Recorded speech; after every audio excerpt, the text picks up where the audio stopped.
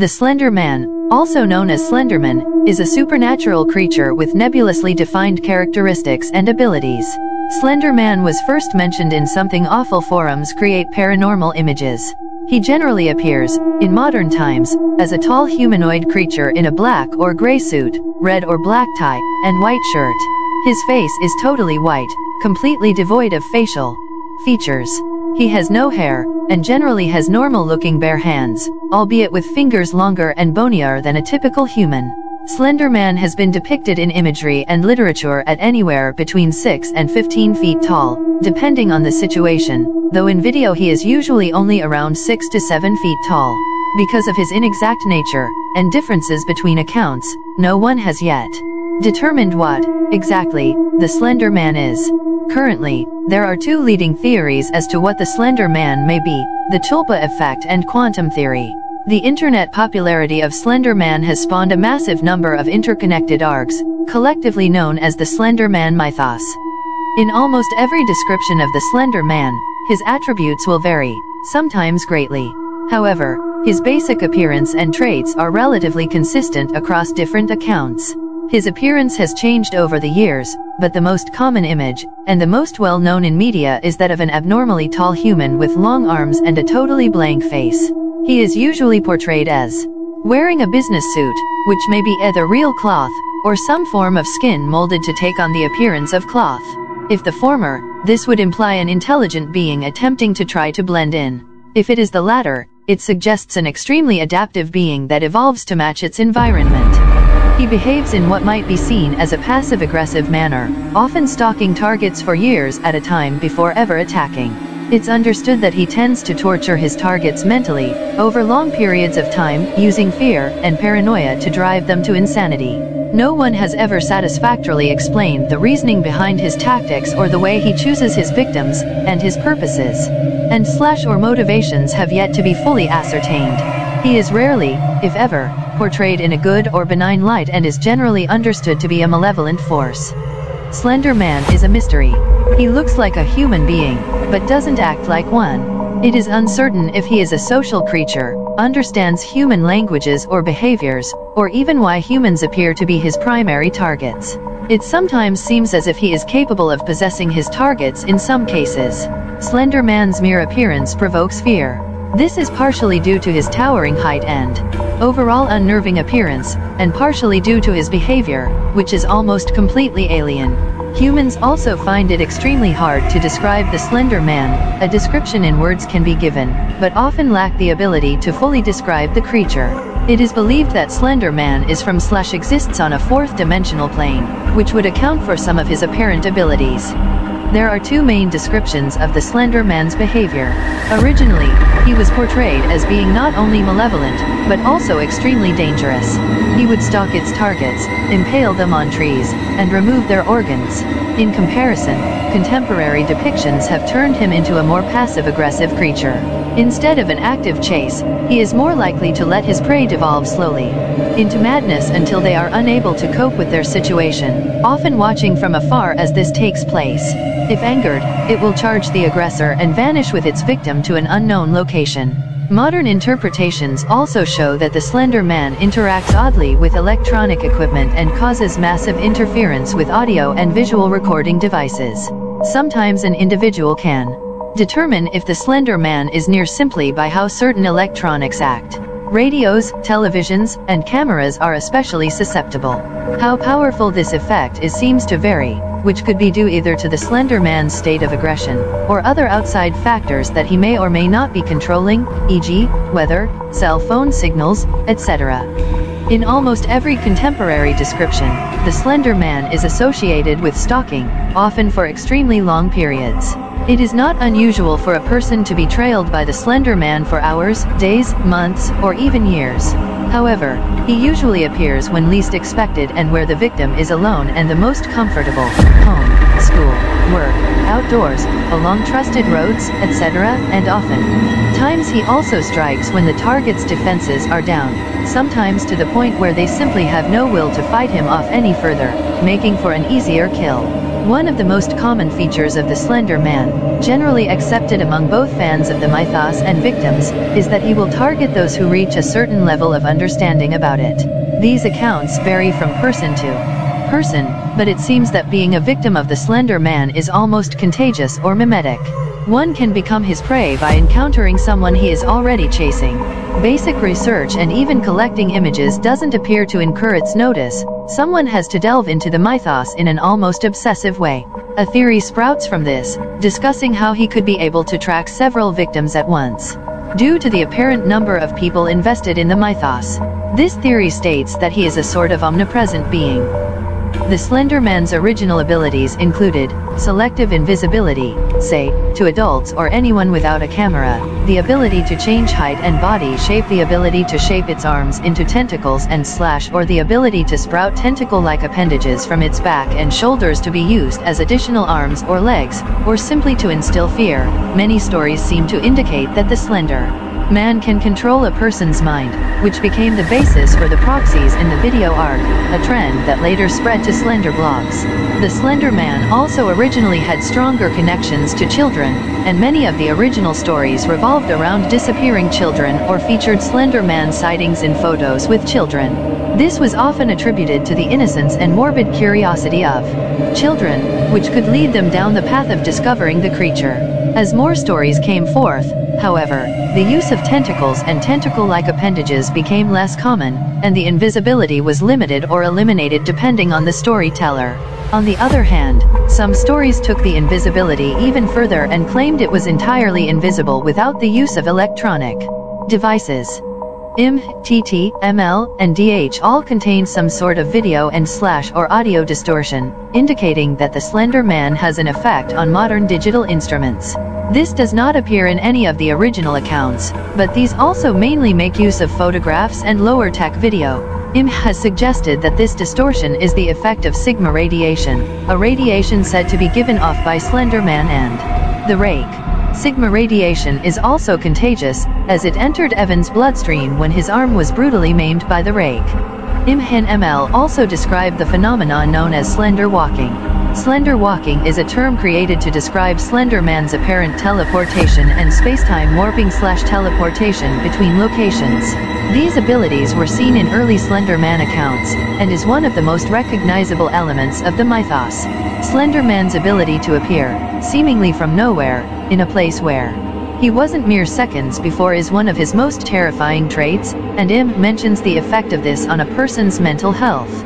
Certain contemporary views see his movement as either extremely limited or impaired, as if he is incapable of moving his body properly. It is rarely seen to actually move, and goes from standing still to rapidly teleporting within the blink of an eye.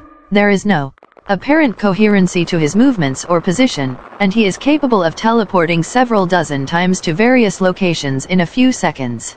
He does not flee, and can be just as dangerous standing still as when obviously teleporting. He is capable of, and often will, stay within several dozen feet of his target, no matter how they try to escape. It seems to be part of his psychological attack to stay just within visual range without actually attacking. The fact that he is there, no matter what, is often described as worse than actually being attacked, the psychological effects often deteriorating the mind of the victim as a result. He appears to be able to follow any and all targets regardless of where they go, or where and how they hide. It isn't certain how he does this, but he seems able to keep a perfect trace on its targets, often speculated to be a part of his supposed existence as a potentially omnipresent being. The Slender Man has no specifically confirmed history, but contributors to the mythos have placed early sightings of Slender Man-like beings in Germany in the early 1600s and before. Historically, the entity often took on the appearance of a knight or a noble figure. Germanic myths and fairy tales have been cited as containing Slender Man-like creatures as cautionary tales for children. Photographs from the early 1900s are the first confirmed reports, where images of the Slender Man can be found in old photographs. Reports from this time indicate sightings in America, the UK, and Russia, usually connected to reports of child disappearances. In the mid-1900s, several run-ins occurred in the war zones in Germany, which is theorized to be the Slender Man's native land.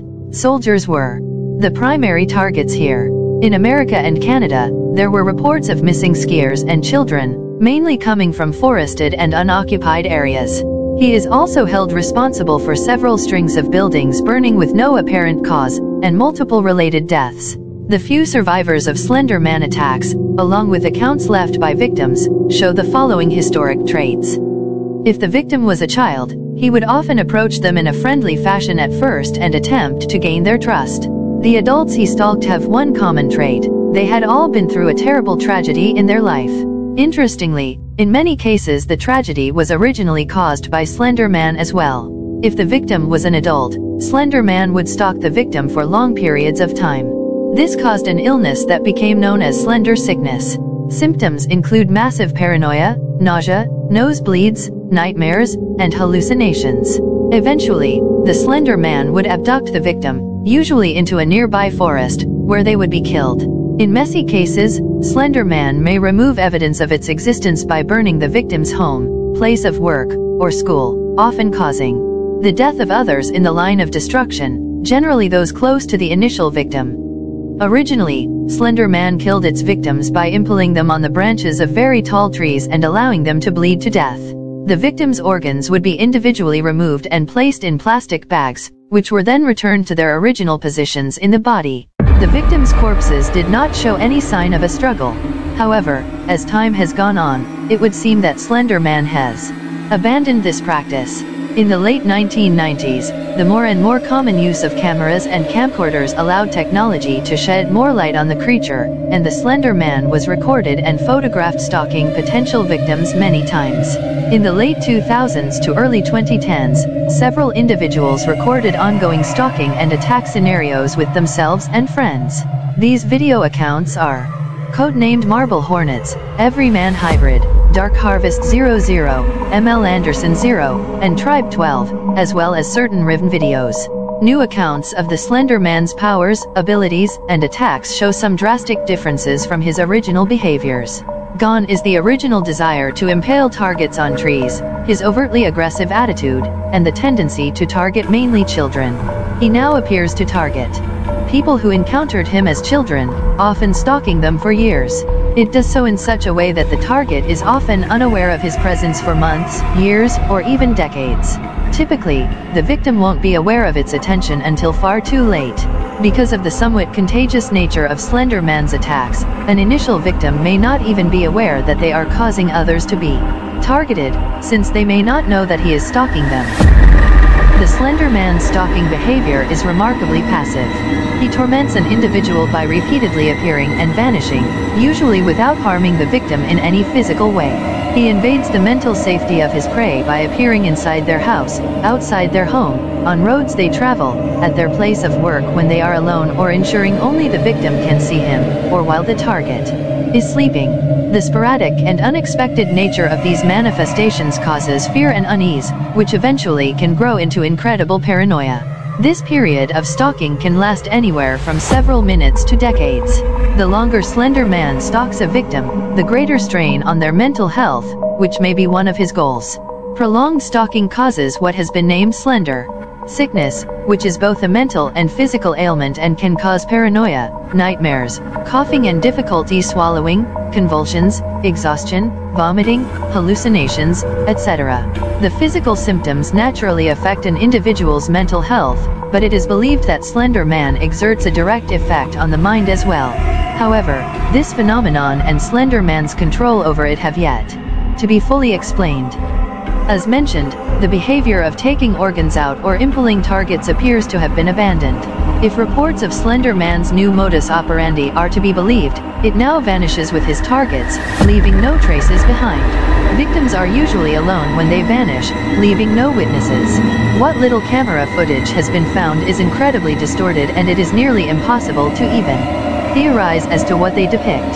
The victims are almost never found, dead or alive, and it has been speculated that perhaps he does not kill victims immediately. One of the most powerful new traits Slender Man exhibits is some form of memory inhibition. Like slender sickness, this effect can be caused simply by proximity, although it seems to vary as to exactly how powerful. In some cases, individuals will forget the past few minutes, but extended contact has led to people awakening in locations they are unfamiliar with no memory of how they got there. In some cases, it is believed Slender-Man itself will deposit a victim in an unknown location and leave them to awaken after an attack, possibly to continue stalking them further. Victims who are stalked by the Slender-Man for extended periods show excessive damage to their social life, physical health, and even their careers. Typically, individuals will show massive mood swings and constant irritation, lose track of large periods of time, and have difficulty maintaining communication with friends or holding down steady work. Memory losses can be as long as several weeks or months, and often an individual awakens and attempts to return to their life only to find it ruined. These patterns are possible indications that the Slender-Man has at least some indication that he has knowledge and experience with how the human mind works and reacts to various stimuli. It is possible that he exploits this deliberately. Abandoning its more blunt tactics of impaling and gutting its victims, it is possible he has moved to more subtle forms of attack, such as invading their mind, surroundings, and thus eliminating any feeling of safety and driving them to insanity in a slow torment. The Slender-Man has always had some kind of odd connection to children. In the original mythos, its relationship with children is one of its most prominent traits, though no one is exactly sure why. Many theories exist as to why he targets children, including, he wins over the confidence of children, but adults are repulsed by fear. This theory is one of few that paints Slender-Man as a benign element, suggesting that he actually seeks friendship of some kind, and can only find it in children, who, unlike adults, he can get to trust him. He chooses children because he can take longer to nurture their fear, stalking them for years before attacking them as adults. He brainwashes children, using them to further his own, unspecified, ends as proxies. Children are simply easier for him to hunt. There are literally dozens of ideas and variations on those ideas, but since no bodies have been found in contemporary tales, and classic tales don't mention the fates of Slender-Man's child victims, his oft-portrayed targeting of children is unexplained.